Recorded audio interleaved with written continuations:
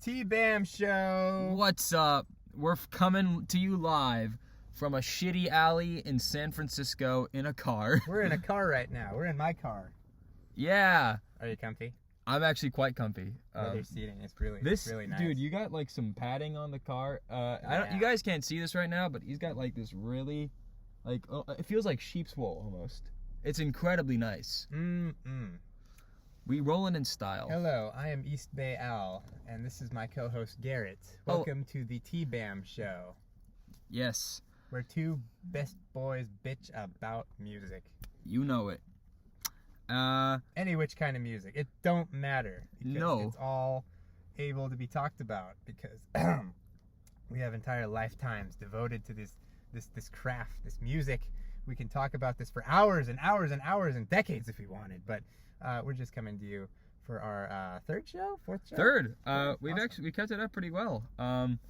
So third, and if you're watching this in the future, which you probably are, you'll notice this cool album art that's being featured. My really, really great friend River made this. I'm going to link their stuff in the description because they are a very talented artist, and also they are a very close friend of mine. And River, if you're listening to this, love you and thank you. You have talented friends, I must say. I know, I'm talking to you, so I mean. River Phoenix. Yeah, actually, I resurrected River Phoenix to make this. So. Great actor. Yeah, Gone it too really soon. was. Gone too soon. What are we talking about today, Garrett? Well, today we're gonna be talking about in this shady alley in San Francisco. There's graffiti everywhere. We're actually right behind the rickshaw stop. So we're gonna get broken into out here. Look at this. We're gonna die. This is well, I mean, we have a Honda Element in front of us. They'll probably get that one first. Yeah. We'll probably have time to get out before. Indeed.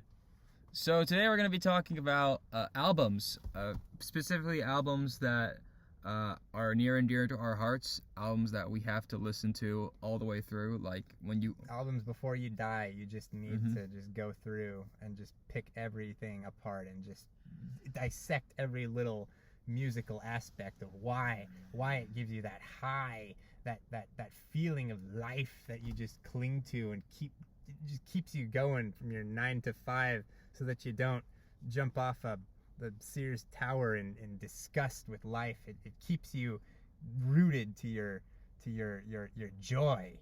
That kind of album. If you're keeping score. That was actually very poetically put, and I couldn't agree more. Yes. Because music keeps you going. It's an energy. It keeps the faculties of your mentalities and all your passions in physical form in your brain. And you use it to keep moving forward and creating more stuff. That's why we do what we do. That's why me and Garrett are so talented with great bands and have great friends that are even more talented. And we leech off of their success. We just keep going. It just keeps going. It does. The ride never ends. It never does. The ride never ends. And it's all thanks to our favorite albums in the world. It really is. We only have these albums to thank. You know, they're good as gold. They're right as rain. They take no credit and they take no blame, you know. Yeah, these albums that we're gonna talk. I don't even know what he's gonna talk about, but I know what I'm gonna talk about. I don't even know what I'm gonna talk about. There are some albums that you know exactly where you were when you listened to them at the first. Let's talk. Okay, well, never mind. Let's talk about it. Every Gen Xer knows exactly where they were when Smells Like Teen Spirit hit their eardrums. Every single one. Ask them on the street. Every Gen Xer in the world today has a Nevermind story. Like every single one. Try it out with your parents, with your Gen X, your cousins, your aunts, your uncles, anybody Gen X in your family. Ask them where the fuck they were when they listened to Nevermind. I guarantee you they know exactly where they were.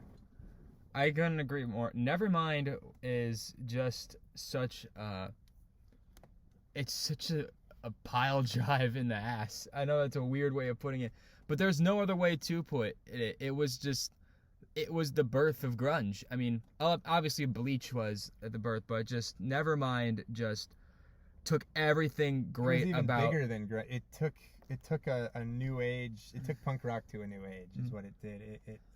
was exactly what the people wanted at that point in 1991. And my thing with that album is there's no pain. Whenever I listen to it, any track on that song, there's just no pain in my body. I just go to a different place. It's just, there's just something just haunting, but also just so soothing. Just anything I lose myself in that album. Of course, I don't, I listen to so much music that it's hard to listen to any one album like 24/7. But that, I always have periods in my life when I go back and I try to grab all the nostalgia quarters in my head and just lose myself in that album. It's just so powerful. Yeah, it really is. Yeah, especially Dave. Well, that album like turned me on to Dave Grohl and like got me into everything else he did later on, which, Dave Grohl is like the starter pack for like, most of the hardcore stuff that everyone like, goes down to once they start to grow up. They start to, get harder, tastes, and, or they it depends on the individual. But for me, Dave Grohl was like the he was the starter pack. Yeah. And I used that, I used Nevermind to jettison off to like other awesome albums that I'd find later on.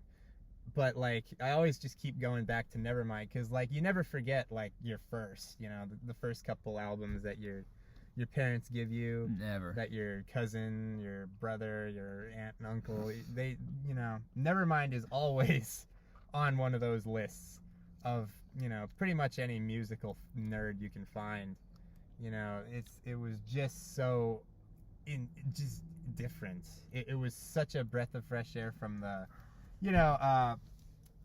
back in the late 80s, hair metal was kind of taking over and it was becoming a little more generic. It was kind of like, it was branching off so much that everyone just wanted a new like cone to like drive off of again. And that was grunge in the Seattle scene. They kind of took that, the early 90s have a sound, and that was it.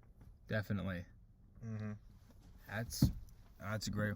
Speaking of hair metal, I think we'll transition. Well, there you go. I was just using Nevermind as a intro to start this shit off, but like, hey, go ahead. Like, what albums did Garrett know exactly where he was when he listened to them? Well, back in 2017, there's gonna be some more hair metal on here. Get ready. I just love hair metal, but I think this one's a bit more on the extreme. I remember after I got home on the night of November 25th, 2017, it was like 1 a.m. and I grabbed a pair of headphones. I put them on, and I put my phone in the charger, and I listened to all of Appetite for Destruction by Guns N' Roses. Ooh, that's a good one. And because I just saw Guns N' Roses that night before. Guns N' Roses at their peak. That was their moneymaker.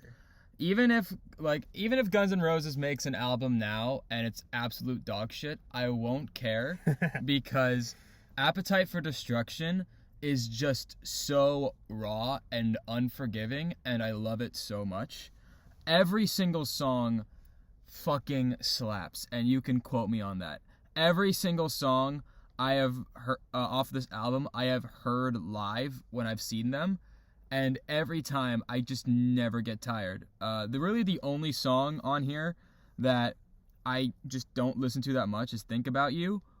And Think About You is still fine, but literally side one is Welcome to the Jungle, It's So Easy, Night Train, Out to Get Me, Mr. Brownstone, and Paradise City. I have heard every single one of those songs played on the radio at some point, and every single time it just gives you, it's just almost like my blood like elevates. It almost like it gets so excited. I feel like every part of my body is just so present whenever I hear that a Paradise City, I'm immediately transported to just the Paradise City. Yeah, I'll be like, I'll have like FM radio on at my parents' sometimes. I'll have the radio on when I'm driving, and there's always a good chance I'll hear like Welcome to the Jungle, Paradise City, Sweet Child of Mine, just any of that. Like that speaks volumes. Yeah. Like, cause it's 2023 right now, and I still hear those songs from really like does. From like what was that? 87? 87, yeah. 87. And I love it. I love it too because Guns N' Roses kind of was the embodiment of everything that wasn't the mainstream hair metal scene. Because I argue that Guns N' Roses is more hard rock than it is hair metal, but you can definitely make the argument that they were. But they were essentially for like 2 years straight, so from 1985 to 1987, they were essentially just eating the table scraps of like all of the other hair metal bands, but they were gaining a following of like hard rockers, because they weren't like the pretty boy hair metal like with Poison and bands like that. Even though I still love those, they were edgier, they were more rowdy, they were way more in your face, they were angrier, and I think I just have a lot more respect for that, just because they worked just so hard, just crafting that sound over those 2 years, and then it just culminated in this absolutely amazing record that I love near and dear. Yeah, those vocals are like they hit you. They hit your soul. God, Axl Rose, as shitty as a person he is. Well, technically, I've heard story that they're all shitty. That they all were. Like, but all the members like were like inhaling like metric tons of drugs. Exactly. Like I don't know. I think regardless if they were like nice people, they after like 2 years of being in Guns N' Roses, you're a complete like freak of nature. Slash, I have heard, has gotten better, and I'm obviously biased because Slash is like my favorite guitar player everyone's ever. biased with Slash because he's got a nice hat. He's got a nice hat. I don't care if he burns down the dude drips with swagger. He is. I don't even know what he sounds like. Dude, his voice is just so chill. It's just insane. I imagine so, yeah, but I've never heard him talk. It's insane. Well, but I know Axl was kind of just not a great person, but the thing is during his heyday, I think I make the argument that he had probably one of the greatest voices in rock and roll, only like 2 or 3 behind Freddie Mercury and Steve Perry. Yeah, probably. Yeah. It's just so unique. It's so incredibly unique because he can go from just really low, gravelly sounding, like he sounds like he's gargling sandpaper, to this incredibly just high-pitched whine that doesn't sound like it just sounds so iconic, and it's so good. Yeah. Okay, my turn. Yes, please go. Queens of the Stone Age, Song for the Deaf. Yeah. Songs for the Deaf is probably my favorite album ever, because it's got pretty much every song is like the greatest drum track you've ever seen in your life, heard in your life, sorry, and it's got a story. It's like a concept album. The whole album is basically you got the windows down, and you're just driving like 100 in the desert, and you got the radio pumping, and that's the entire album. It's kind of like a concept, really, it's a concept album. It's you're driving in the desert, and every track is just you're switching the radio on, and every track just hits just every emotional. It's honestly the Nevermind of 2002. Yeah. To me, it's like kind of like the inverted Nevermind. It's and Dave Grohl is of course playing drums. It is probably the most tightestly talent. The talent on 2002 Queens of the Stone Age is off the fucking charts. It's I pray one day I can have like a quarter of the talent that 2002 Queens of the Stone Age had. You had Joshua Homme in his prime of songwriting. You had Mark Lanigan, one of the greatest voices in. Just go on Google, and if you don't know Mark Lanigan, listen to his voice. It is hauntingly beautiful. It's one of the greatest voices in rock music that nobody ever talks about. It is just, it's so like raw, and like you got the Smokers like tinge of like you know, like from the diaphragm. He's got just this voice that you just have to hear to believe. And of course you got Dave Grohl, like in his prime, when he's like 32, playing the best drums of his life. Songs for the Dead. The Song for the Dead song is probably the greatest drum track I've ever heard in my life.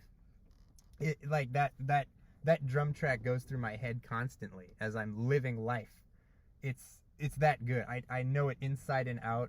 It's so raucously fast and like just absolutely one of the tightest drumming performances of all time. And of course you got Nick Oliveri, who at the time is like a bass player who is he just delivers, you know. He does everything that no one knows about him, and this is like the biggest thing that he did. And he delivers so hard. And you know, the bass playing on No One Knows is like otherworldly. God, yeah. Everyone knows No One Knows on this album, by the way. No One Knows is the big one. If you feel like you don't know it, you know it. Everyone has heard No One Knows. It's just you can't help but like bob your head to every second, and like the song just goes off into like a drug-addled mess, and it's still Dave Grohl keeps the whole song functioning together. It's amazing. And of course, finally, Troy Van Leeuwen, very underrated guitarist. I would call that the most talented band in the 21st century, if in my humble opinion. That's a bold claim, but you know what? I respect that. Yeah. The Songs for the Dead album, yeah, every track hits super hard, and it's just my favorite album. It's everything that I want in an album. It's like my Top Gun. It's like I want a certain thing. When I listen to an album, this album is mine. Songs for the Dead. Yeah, and the cover is fire. It really is. Fuck. It's got like a giant pitchfork, but it's like two-pronged. I don't know what it is. It's fucking beautiful. It's so good. Yeah. And yeah. I could go on and on and on about that album, about how I like, it's like every Nevermind track in reverse. I have this theory where it's like that, you know, the Nevermind first track is like loud and abrasive, and the first Songs for the Dead track is loud and abrasive, but in a undertone kind of way, like kind of like a metal, and then it just reverses every which kind of. I have so many weird theories about music, but yeah, Songs for the Dead. Definitely. Go listen to it right now if you haven't. Yeah, please go. Alright, it's my turn now. Yeah, I guess we're going back and forth on this. I like that. God, there's just so many. I'm listening and also making a list. I can go again if you want. Yeah. No, I got one. Definitely I want to talk about now. And that one would be a little song, little album. It's actually a live album. By a favorite band, Bon Jovi, called Inside Out. Not a lot of people. Bon Jovi. Not a lot of people I know listen to Inside Out, but that was like my first introduction to hearing what Bon Jovi sounded like live, and that was really cool to me. It's one of the few albums that I still listen to, and I can like picture the video. I can picture him just standing on stage and just jumping around. I think that's the other thing that I loved about it, is you really just get a taste of how amazing of a frontman John Bon Jovi is. Yeah, you hear him work the crowd. You hear him. You can just tell in studio songs that he does too, in studio albums. Like you can tell this dude is really charismatic. And you can also just hear like the band itself. They feel happy. They feel just really just psyched to be on stage. I think that's just another thing I love so much about Bon Jovi is just how well they've managed to evolve with the times. I'm not saying that if you would ask any Gen Zer like me, they're probably not going to know, like, This House Is Not Probably For Sale not, or actually. Bon Jovi 2020. But in terms of, like, the long-term fans and just what they have realized, what they can and can't do, I think they've evolved really well. Because now they realize, because a lot of bands nowadays, it's all about trying to capture that, like, former glory, which I totally understand, and sometimes that works. But what I love about Bon Jovi is they accept that this is where they are at their life. They are much older than when they were. They just sound more mature. They just sound a lot more mature, and that's really cool. And you can hear that in this album, but you can also hear that they haven't lost that just love for performing and just having fun. And there are just some tracks from that album that I prefer more than the actual studio ones. Yeah, you know, it's funny you should bring up live albums. Live albums can bring out a lot more freedom from a band that they wouldn't usually have in the studio. You like any song, like a lot of songs that I love from a lot of bands that I like, they do these hits differently live. And so like live albums are honestly like something that gets very little fanfare, but probably should get more, because like there's a lot more freedom for an artist to, you know, just work on their crowd skills, right? And entertainment, you know, it's all about charisma and entertainment when you're live on a stage. It really is. That's what the live album, like, because these are great hits, you know, like You Give Love a Bad Name and Living on a Prayer. But I'll bet there's like, you know, bits where he like works the crowd in the middle of the song, you know, and so like live albums, they open up a lot for live performances. And like I think anyone who's gone to a concert like knows that. Yeah. And hey, you know, John Bon Jovi, one thing you can't say he's not is like, you know, he's not a great. I'm sorry. One thing that you, fuck, I can't do English. You're walking on steady ground, right? You can't.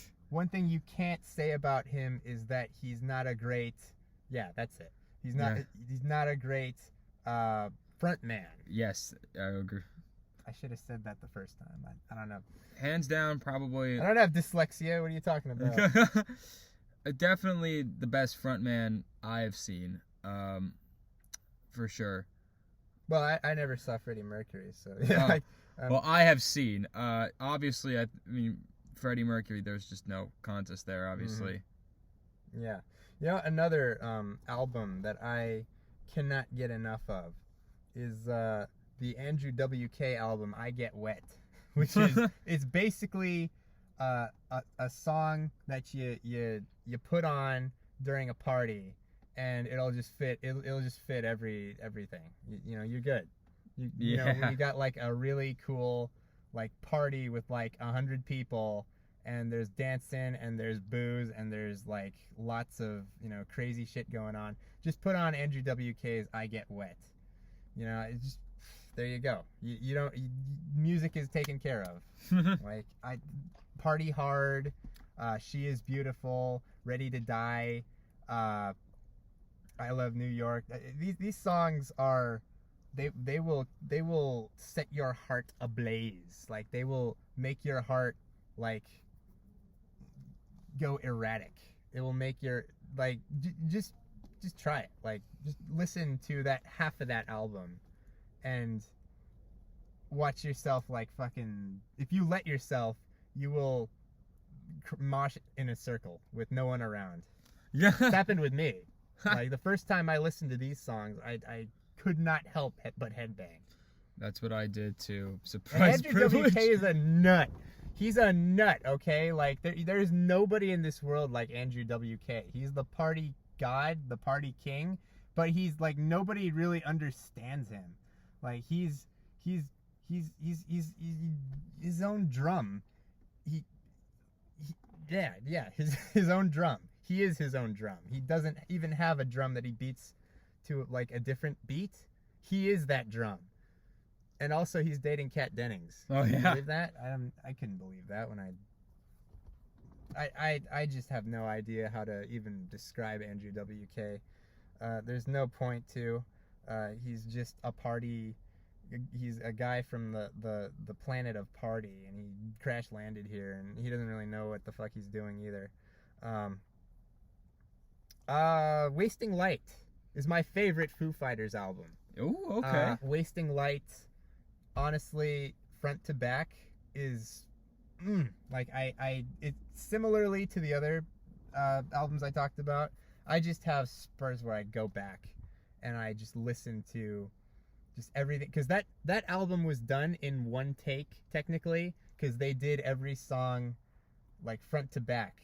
They recorded it analog, not digital, which means that every song they did it the full way through the full song. They didn't cut anything. It was one hit and done, and then they got to the next song, one hit and done. That's why Taylor Hawkins is one of the greatest drummers of all time, because he actually did that. He actually made all those drum tracks within the entire run of every single song, and it's beautiful. Like the way he does it is just he had another gear that he geared into, and he's not like Dave Grohl. Like Dave Grohl is about power and like full on like just kill the drums. Taylor is much more technique oriented, and that's the difference between those two albums to me. Is Wasting Light is a lot more technical, but still has the same power that they just run through these songs like with, you know, powerful, but like with a backbone that's very technique driven. Absolutely. And also the 11th song, I Should Have Known, is the bass guitar is done by Chris Novoselic of Nirvana. So I did not know that. Yeah, it's real, and you can feel it too. That bass has some power in that song. It's called I Should Have Known, and it's a track that moved me to tears. It's like it's like it really gets you. So yeah, that album is close to my heart as well. I love a lot of Foo Fighters albums, but that one sticks out in my humble opinion. Also, the third one is really good too. Like the third one is really nice, just really like a nice cigar. Yeah. I don't even remember the name of the third Foo Fighters album, but it's like There Is Nothing Left to Lose. Yeah, that one. Yeah. Yeah. I think it's your turn. Oh wait, yeah. I was just entranced because I mean I think I Should Have Known is an amazing album, and it's an amazing song, and Wasting Light is an amazing album. But I've never heard someone just talk in depth like that, so that was really cool about that album. I could talk for hours about all of these albums. All right. Yeah. What's next? All right, I'm going to talk about one. Is it American Idiot? Is it American Idiot? We're gonna get there later. We're gonna get to there. I feel we can't not talk about. We can't not talk about American Idiot. But I'm actually gonna talk about. It's not really an album. I mean, technically it is, but it is, and that would be Rush's 2112. That is well, 2112, the song, is one of, in my opinion, and you can quote me on this, is one of the greatest rock just epics ever written. It is absolutely mind-melting what they managed to do and what they managed to pack into 20 minutes. It's just so amazing. It's structured like a fucking symphony. It's insane. It's a story. It's a story about. That's always a good mark of an album, is when everything is thematic and like has a story. Mm-hmm. I love that because that's kind of how it used to be always. Yeah.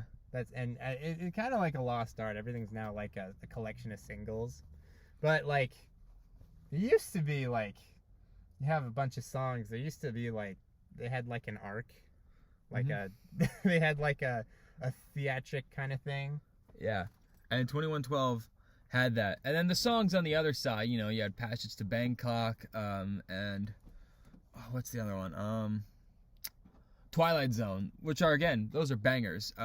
Do not knock the songs on the B side; they're still really good.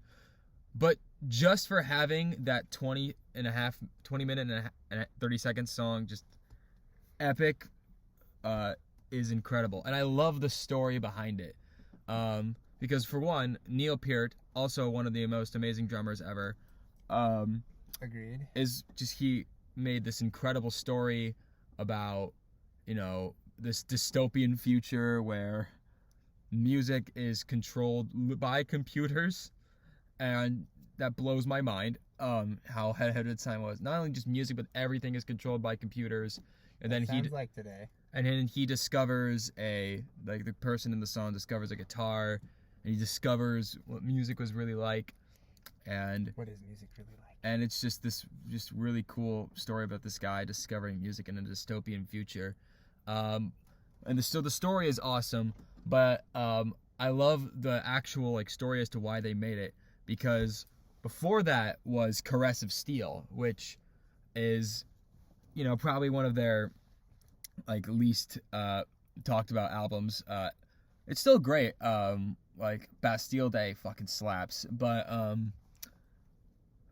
they did not do well. And basically the people, I forget what record studio it was, but they basically said, hey, if you guys don't make a radio friendly song, we're gonna drop you, and you're not gonna do well. And then Rush basically said, all right, and then they went silent, and then they said, all right, we came back. And did you write a radio friendly song? Yeah, in fact, we wrote a 20. Wait, just one? They just needed to write one? I think that was, but it's why? I don't know. It's all right, here we go. We wrote a 20-minute, 30-second long fucking rock opera. Fuck you. And they thought this was going to kill them, and it didn't, and I'm so glad, because it's such an amazing piece of music. It's some of Alex Lifeson's best guitar work. If you're just a guitar nut, go listen to 2112 just for that. If you're just into music, like rock music, listen to 2112, please. It's just so incredible. I wouldn't be surprised if that was the exact same story of how NoFX wrote The Decline. Mm-hmm. It's like, hey, you need to write a family-friendly song. All right, fuck you then. We'll make a fucking 20-minute family-friendly song. I have no idea if that's what happened, but hey, that would be funny. Let's see. There are a couple old albums that my dad just fucking like he wound me up like a toy and just let me go and let me listen to these. These are from his time. So let's go. Thriller. MJ has to be up there. Everybody in the 80s listened to this fucking record. Everybody. And also Paul McCartney was on it. And I know. I mean, I used to just listen to Michael Jackson as a kid all the time. And Thriller, well, I mean, how much money did it make? More money than Michael Jordan and the Rockefellers combined. I don't know. But yeah, you have to add that. Michael Jackson is just dance music. You can just universal dance music. Just don't leave him near your kids. But you can dance to anything that dude put out. Anything. Anything. Is that infectious, really? Abbey Road. I think Abbey Road is kind of like a dual album. The first half is sort of rock and roll, kind of, John Lennon had his way, and then the second half is like a thematic kind of story where Paul had his way, and they kind of clash at times, but hey, the success speaks for itself. I mean, we're still listening to it, and the fact is, I really like the ending parts that Paul wrote. Actually, I think I think from Golden Slumbers to the end is actually a really well written ending to what was supposed to be the end of the Beatles. That album was supposed to be the definitive end, and it ended up not being it, but I mean, that was what they had in mind. This was the end. So the last song was literally the end. And I think it really captures a band that's at its prime end, you know, like a band that rides off into the sunset. Honestly, that was like their last crusade.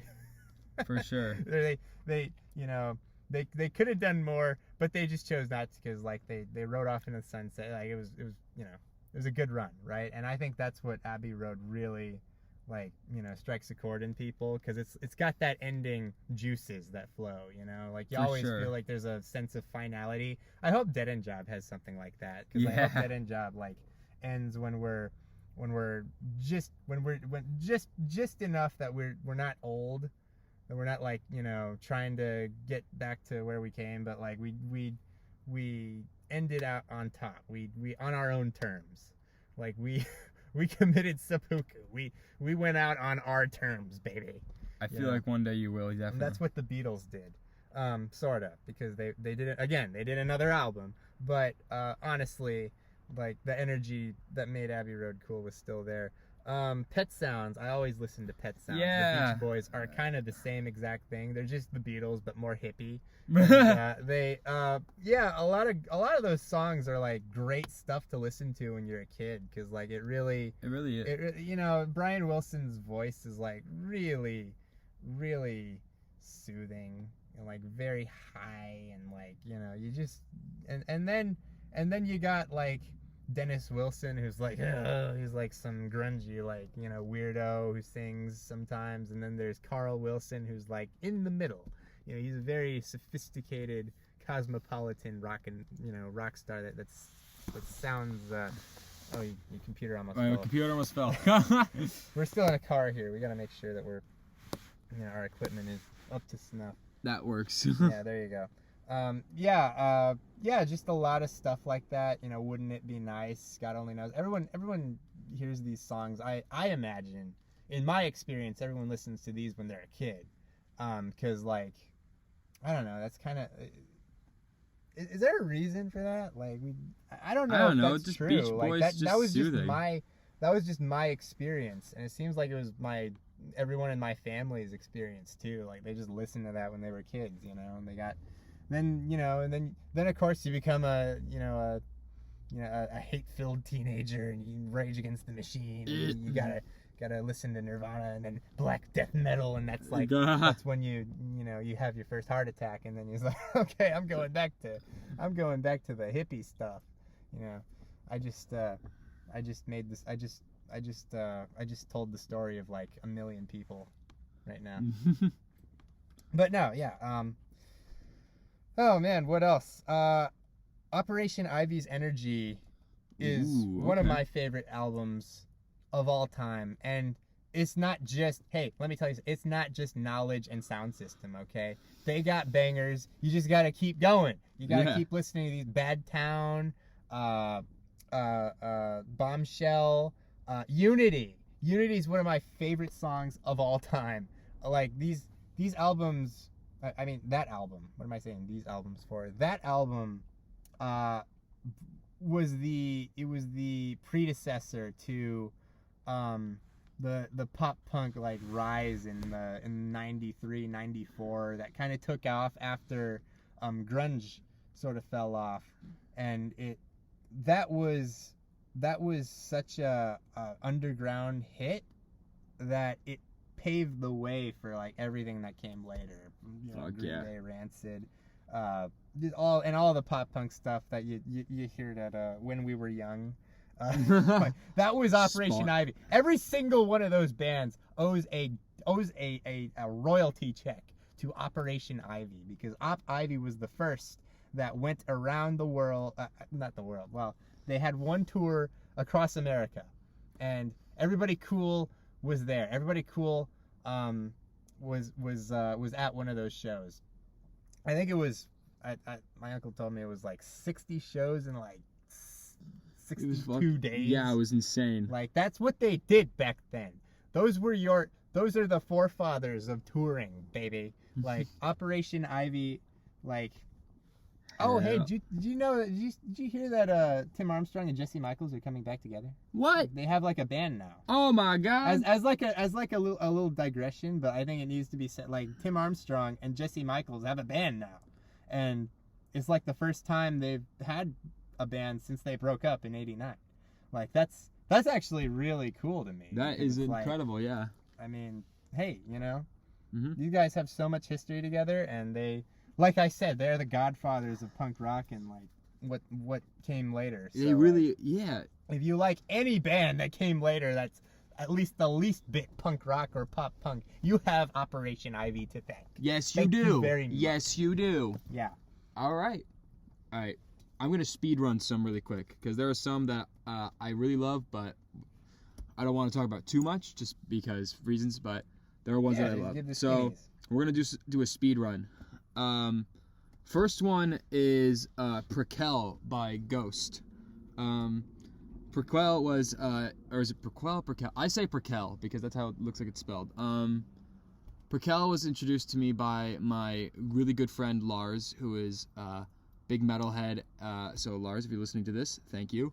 It was like peak pandemic. I was so fucking bored and just really upset with everything that I was like, Lars, I need to get some angst out. I don't want to listen to anything like really heavy, but I just need to listen to something with a bit more edge to it. And Lars was like, I think you would really love this band Ghost.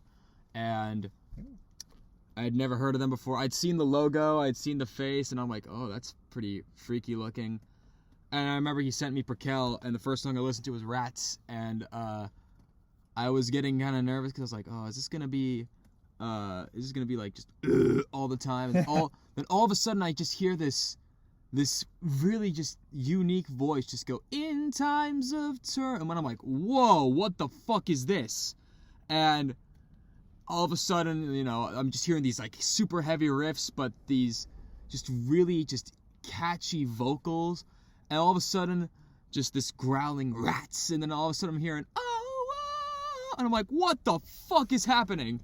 And that's how I was with the entire album. And You're describing it very, very well. Like I can feel like everything that you just said right now. I was blown away because I didn't know that metal could sound like this. I didn't know rock music could sound like this. It was one of the most unique sounds I'd ever heard. And from day one, I fell in love. I fell in love with Ghost. I fell in love with their image. I fell in love with their sound. Just from that album. And the one that like really had me hooked was the instrumental piece, Miasma, which was inspired by YYZ by Rush. Let's go. And you know, it sounds pretty like heavy metal, and then all of a sudden like progressive metal, because then you got synths going. And at the very end of the song, there's a fucking saxophone solo. Really? There's a fucking saxophone solo, and it whips. And so yeah, Prequel, just that. Pretty sky. That was like my first introduction to Ghost, and very shortly they became my favorite metal band of all time, and they're up there with one of my favorite bands. Another speed run. Who's Next by The Who. That is probably my favorite album from the 70s, because That was still Keith Moon, right? that was still Keith Moon. Yeah, that was I think one of the last ones with Keith Moon. The last one with Keith Moon I think was Who Are You? Yeah. But Who's Next is just gives you chills every time. Baba O'Reilly is one of the few that's rock ballads that just makes me tear up, just because that's still it perfectly encaptures just the angst of teenage youth. That's still a great song in any era Yeah. that you listen to. It's great. Baba O'Reilly, and then Bargain, and it gets better and better every time you listen to it, and then it closes with We Don't Get Fooled Again, and oh god, I love Who's Next. Don't Get Fooled Again. What's From the Top Gun Maverick sound theme. Yeah. All right, I'll do 2 more speed runs, and then we'll move on to yours, and then I think we can talk about American Idiot. Sure. Trench by 21 Pilots. Believe it or not, I am a huge 21 Pilots fan, and I think Trench was their best album. I remember being absolutely obsessed. My grandma and I, every time she would pick me up from school in 2017, the first thing we'd always put on would be either put on Blurry Face or Vessel. and then Your grandma listened to heavy metal? No, my grandma listens to Ghost. My grandma listens to 21 Pilots. Sick. My grandma listens to a lot of things. That's a fucking cool grandma. She's an amazing grandma. And so we'd always listen to Blurry Face or we'd listen to Vessel, and then I remember just being so incredibly excited for Trench, and I remember hearing Jumpsuit for the first time, just dun dun dun dun dun dun dun dun. I was like, oh, this is something good. Was that bass? Yeah. That's okay. Yeah, that's exactly what yeah. And I remember hearing that and I was like, oh, this is gonna be something good, and it was. Every song is great. Every song just has this like really deep meaning behind it, and it also kind of tells a story.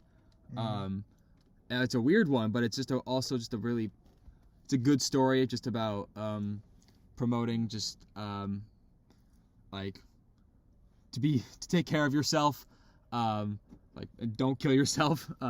Yeah, don't kill yourself. It's just a really great album. I love it. I think it's their best work. Trench. Let's talk about. We'll do one quick speed one of one more. No Line on the Horizon by U2. U2. Yeah, I'm a huge U2 fan. My dad and I both love it. Love them a lot, and that's one of my favorite albums. Even though it's one that not a lot of people enjoy, I personally really, really love it. I think it has some great songs. Magnificent is one of them. Magnificent is beautiful. That's just a beautiful song. Moment of Surrender is just a very vulnerable song. One of my favorites is I'll Go Crazy If I Don't Go Crazy Tonight. That's just such a fun but also just uplifting song that just says, you know, if you want to go for something, you got to go for it. And you only live once. And, you know, if you're going to go crazy, go fucking crazy. Take the risk. Take the risk. Fuck yes. Give in to your base desires and your primal instincts. Okay, wait. I lied. I have one last one. Yeah, go ahead. There's so many. The Rising by Bruce Springsteen. The people's champion. The people's the boss. Bruce Springsteen. The boss himself. This album came out about a couple months after 9/11, so it's a really just heavy album. I wouldn't say it's more patriotic. I just think it's just really heavy. There are some songs on there that you can just kind of feel the pain that people were going through from just all walks of life, and I really like that because I think that's one of the things I love about Bruce Springsteen is just his way to empathize with everyone, and that album does it a lot. And even in just post 9/11, it's even if you're just listening to it, if it wasn't about that, it's just a great album. It's just a really uplifting album. Songs like Mary's Place, The Rising, My City of Ruins, Lonesome Day, Waiting on a Sunny Day.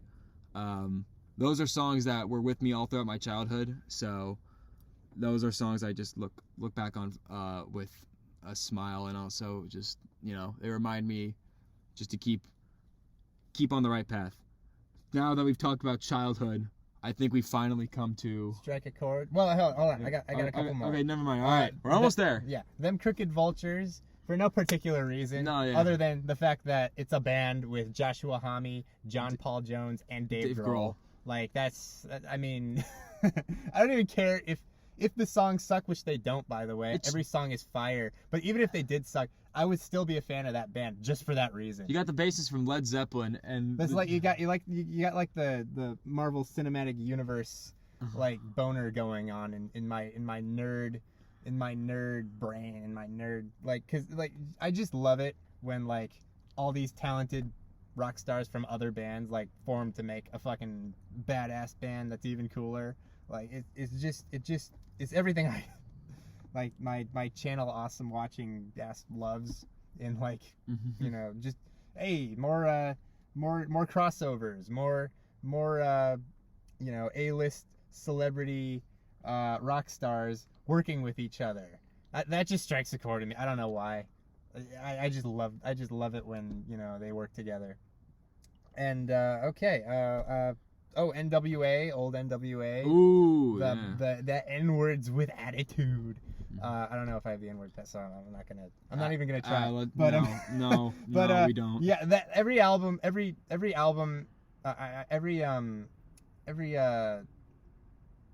era has like a real like fuck authority kind of album. I think that was like that was like 1989.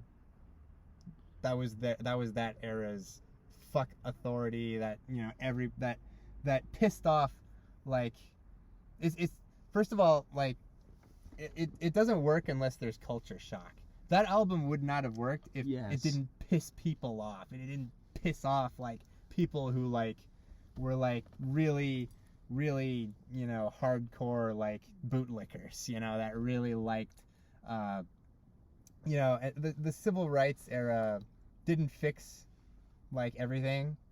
There was still a lot of pain from, like, you know, not only black people, just people on the lower end of society, and they needed. I think NWA's first album really cuts into that rage, that spark, what you need.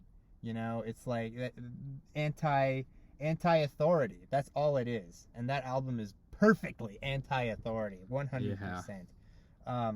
The Black Album, Metallica. Everybody who's everybody love. You know, has they, like, back in the day. Like, I watched a documentary on it. Like, back in the day, people lined up. They had tents out. They would line up for a day in advance to get that album. And that, I miss that. Don't you miss that? I do. That. I do. People, like, you know, same with video games, same with, like, even if it was, like, even if it like, didn't, we're talking about music here. The Black Album, people camped out to get their hands on that. Absolutely. Like, it was an event. Like, when that album released, like, record stores made fucking bank, because, like, they'd stock them, and they'd make them wait. They'd make the people would line up, and the line would go, like, citywide.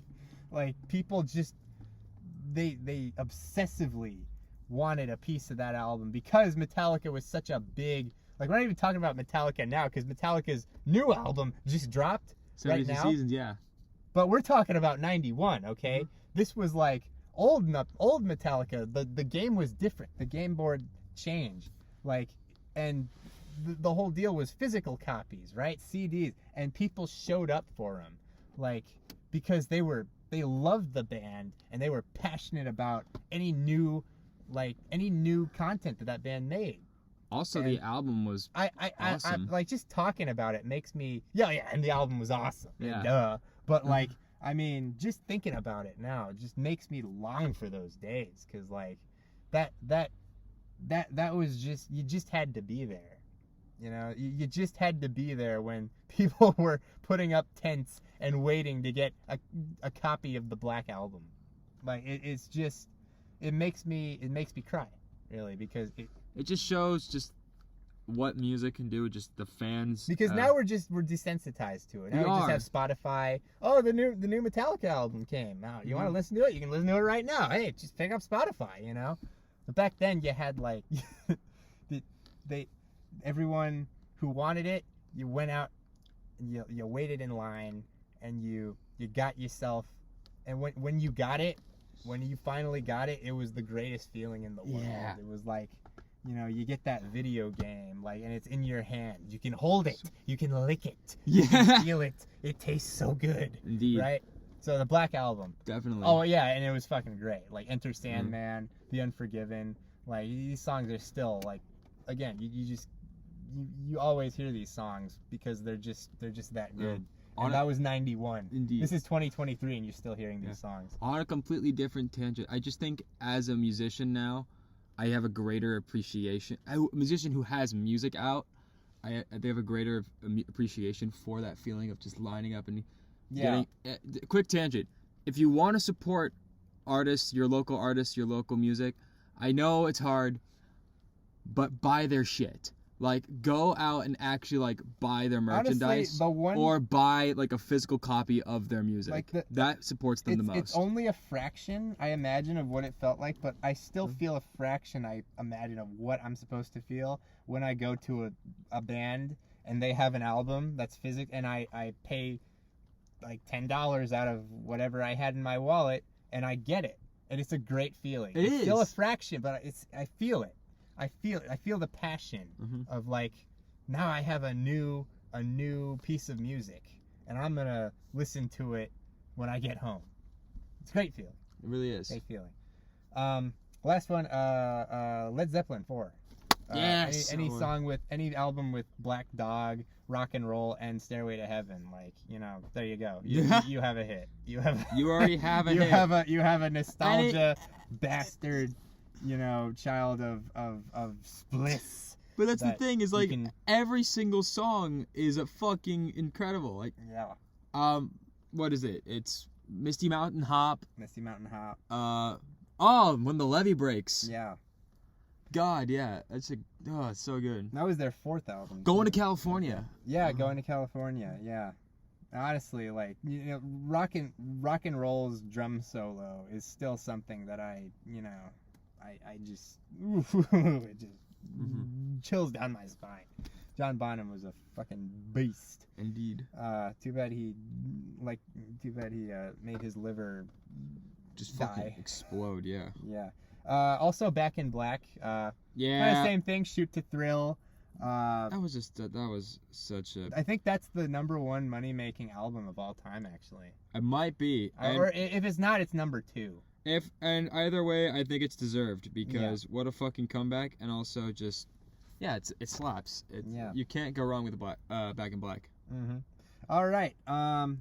Is American Idiot? It's American Idiot time. Yeah. Where were you when you first heard Boulevard of Broken Dreams? I was in preschool. You were in preschool when American Idiot came out. Yeah, that's how young I technically am. So I was in preschool when American Idiot came out, and my first memories of actually hearing songs from American Idiot was when my mom was picking me up from preschool or driving me around. Yeah, and you heard it on the radio, right? No, she would play it. She'd play it. Oh, she was playing American Idiot all of the time. I remember hearing Boulevard of Broken Dreams. I remember hearing so many.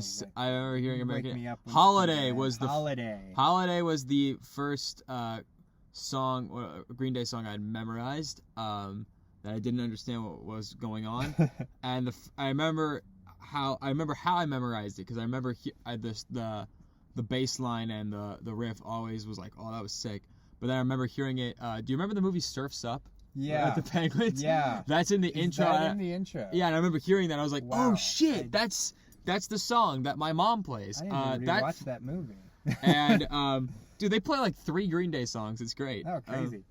And from then I was like, oh, that's I like the way that makes me feel. I was in the same, like, in 2004 I was 7, 8, and I remember listening to Boulevard on the radio, and I was like, my mind was going into like a, you know how when you're on an edible and everything just sort of has like a swirly feely? I don't, but well, I have, and that's what you feel. That's what I was feeling when I listened to Boulevard of Broken Dreams the first time ever. My 7-year-old brain was going on a trip. Like, this is so awesome, and like it just, I'd hear that song later on like a commercial, and I'd get the same feeling, and then I didn't even realize it was Green Day. That was how big that song was. I didn't even know it was Green, because to me I'd only listened to like 39 Smooth and like, you know, a couple of songs of Dookie. I didn't know it was the same band. So like that's how big of an impact that song, that album was, because like American Idiot was honestly the perfect comeback album. It is, like, from Warning to American Idiot, I don't think any band has ever caught fire the same way. Like, you know, from being like the band of '94 to like being the band in 2004 again. Like it's like lightning striking twice. Honestly, American Idiot.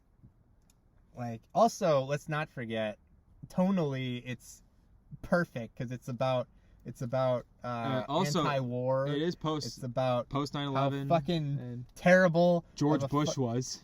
Yeah. Well, I mean Yeah. that dude is the reason why we're sitting in a car here. Like we can't have nice things because of that fucking idiot.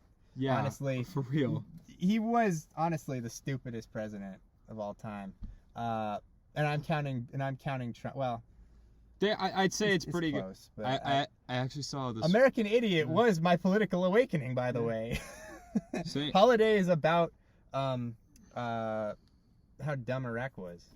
Yeah, That's literally what that song was about. Yeah. Like, and Wake Me Up When September Ends, like the music video is literally about like how the Iraq War like ripped families apart and like, you know, changed life as we knew it in America. Just don't go to fucking war. Should we just stop that?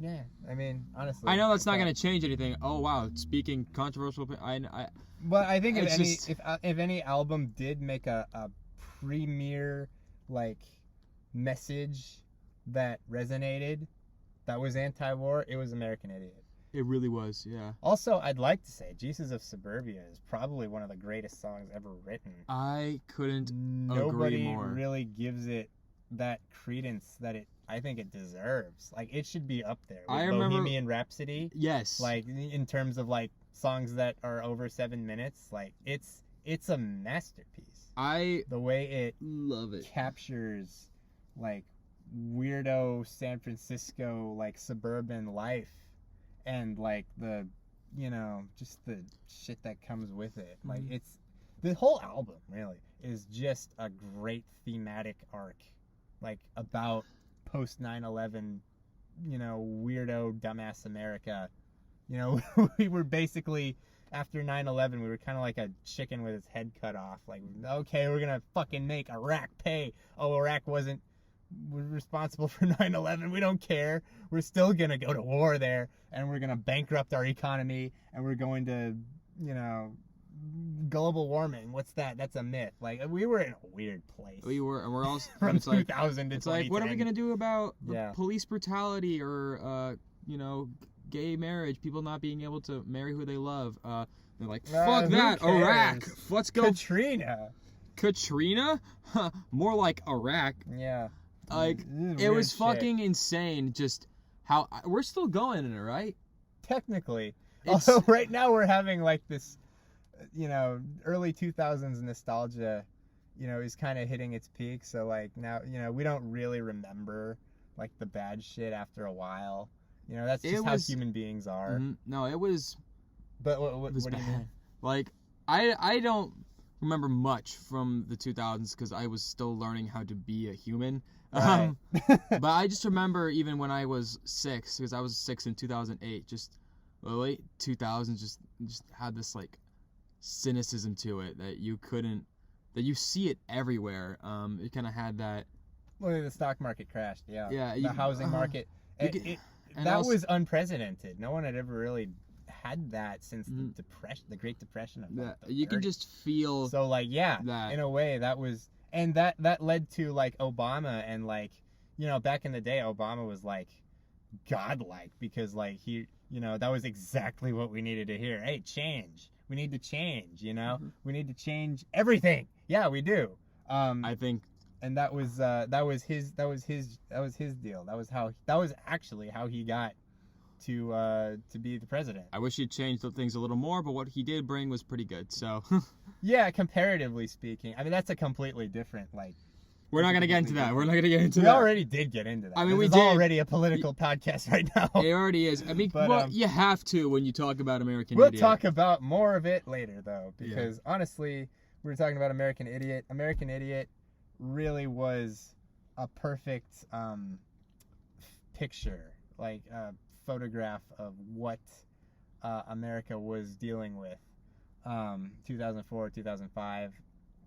I think it's one of the best stories that was ever an album. Honestly, to me, to go back to what I was saying, an album should be a story. Indeed. And that is a great story. Just from American Idiot to What's Her Name, it just really breathes super well, and it has like so many different narratives and so many different themes that just blend perfectly together. It's just great. Letterbomb, a Homecoming, and of course everyone who's anybody still listens to Wake Me Up When September Ends, and Boulevard and Holiday and American Idiot. To this day, like those 5 songs are like on repeat, like, and they always will be. They'll be like on classic rock when we're like old and like we're never gonna stop listening to those albums, those songs. Yeah. But Give Me Novocaine is totally underrated. Yeah. I would say What's Her Name, fucking underrated as fuck. But yeah, in a way, it should be a story. And I think that was exactly what kind of story that was needed in terms of rock and roll at that time. Yes. And with that, I'm run out of things to say. Same here. We also ran like 5 minutes over, but it's fine. It's fine. You got a little more content today. More contento. And you don't even have to pay for it. No. All right. This is good. Yeah, this is a great. really good one. Yeah. I like that. Okay, it's falling. Thank you guys for listening. Thank you guys for listening, watching, whatever you guys are doing. If you have any life-changing albums, you can talk about them as well. Comment below. Yeah. Like, comment, subscribe. Buenos noches. We've been TBBAM. We've been TBBAM. Thank you guys for listening. What's our outro? Bye. Listen to Operation Ivy. This has all been a socialist propaganda for Operation Ivy. Okay, bye.